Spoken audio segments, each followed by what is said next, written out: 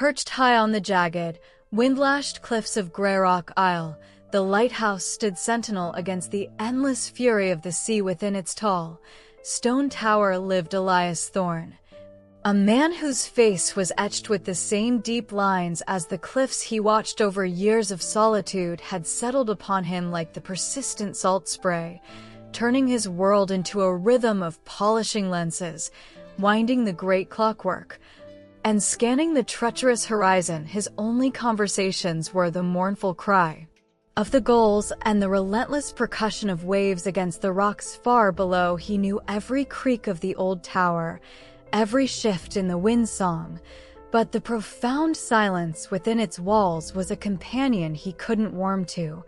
A vast emptiness echoing the churning ocean. He kept his vigil faithfully, a tiny, steadfast flame against the overwhelming dark, yet his heart felt as cold and heavy as the granite beneath his feet. One night, the sea transformed from its usual restless murmur into a monstrous, roaring beast. A tempest, born far out in the icy deep, slammed into Grey Rock, all with terrifying force. Rain fell in blinding, horizontal sheets, and the wind screamed like a thing possessed, shaking the very foundations of the lighthouse. Elias, his hands steady despite the tower's tremors, guided the powerful beam through the chaotic dark, sweeping it across towering waves that looked like liquid mountains. Suddenly, the light caught something immense and thrashing wildly in the maelstrom close to the jagged devil's teeth reefs. Not a ship, a whale, colossal and magnificent,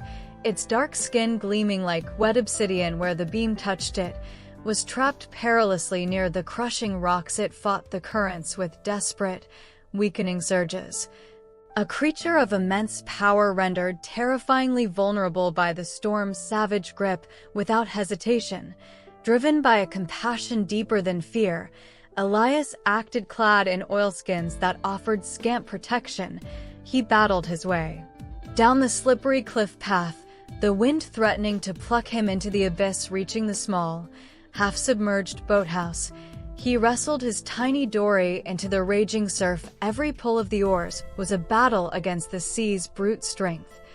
The boat tossed like a cork. He maneuvered closer to the thrashing leviathan, his voice raw as he shouted reassurances lost in the gale, guiding the beam steadily onto the whale. He saw it then, a cruel tangle of thick, old fishing net, biting deep into its flesh near the powerful fluke, anchoring it to the deadly shallows. Drawing his sharpest knife, Elias leaned perilously over the dory's side as monstrous waves lifted and dropped them both, sawing frantically at the sodden ropes. Time blurred into the howl of wind and sea, salt stinging his eyes, muscles burning, until finally, with a last tremendous effort, the net fell away. The whale gave one mighty thrust of its tail and vanished into the storm-tossed depths. Exhausted and battered, Elias barely made it back to the boathouse. He expected never to see the giant creature again, but the next morning,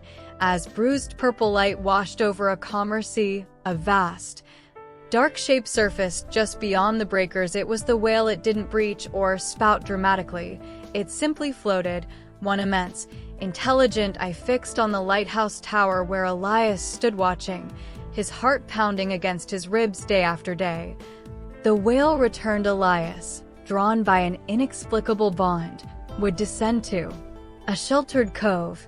Sitting on a flat rock, the whale would glide closer, a silent, gentle presence, lifting its massive head just above the waterline. Elias spoke softly, sharing stories of lonely watches and forgotten shipwrecks, while the whale listened, its deep, resonant breaths a comforting counterpoint to the sighing waves. He named it Solace, meaning light in his grandmother's tongue, for it had brought an unexpected radiance into his gray existence. Weeks melted into months marked by this quiet communion. Solace became Elias's world beyond the tower. He learned the subtle language of the whale's movements, the slow blink of its eye, the soft puff of breath.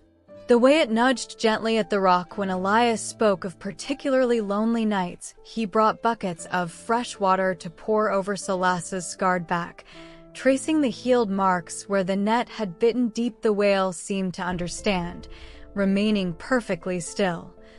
A profound trust shining in its ancient gaze, the vastness of the ocean no longer felt like an empty void separating Elias from everything, but a shared space, bridged by this extraordinary, silent friendship. The lighthouse beam sweeping the dark felt less like a warning and more like a beacon calling a friend home. Then, abruptly, Solas vanished. Days passed, then a week, with no sign of the great dark shape in the cove. Elias scanned the horizon until his eyes ached, climbed down to their rock at dawn and dusk, calling out softly. Only the indifferent sea answered, a crushing loneliness, sharper and heavier than any he'd known before. Solas descended upon him. The lighthouse walls seemed to press in, the rhythmic groan of the mechanism a mournful dirge. Had Solas finally answered the call of the deep ocean? Had some unseen danger found him? Elias's heart felt as cold and empty as the tower on a midwinter night, the warmth of their bond replaced by a chilling fear. The vast silence he thought he'd conquered returned, amplified 1,000-fold by the absence of his colossal friend. A new storm, almost a mirror of the night they'd met, gathered its fury over the horizon. Elias performed his duties mechanically, his movements heavy with sorrow as he lit the lamp and set the beam, turning its light cut through the thickening gloom, revealing only the chaotic dance of wind-whipped waves. Then, as the storm reached its peak, the beam swept across the churning water near the Devil's Teeth. There, not one, but two immense shapes broke the surface amidst the raging whitecaps. Solas, and beside him, a smaller, sleeker whale, a companion. They breached together, a powerful, synchronized arc against the storm-lashed sky, sending cascades of luminous spray into the beam's path. Solas turned his massive head towards the lighthouse, letting out a deep, resonant call that vibrated through the stone tower and straight into Elias's bones. It wasn't a cry of distress, but a triumphant song, a declaration of presence, a shared defiance of the storm. He hadn't left, he had journeyed, and now he had returned, bringing another soul into their circle of light. Elias pressed his forehead against the cold glass of the lantern room, tears mingling with the salt spray streaking the pane. The beam continued its tireless sweep, illuminating the two whales riding the storm swell together. Just beyond the treacherous rocks, Solas had returned, not out of need, but out of connection. The profound loneliness that had been Elias's constant companion was washed away, not by the rain, but by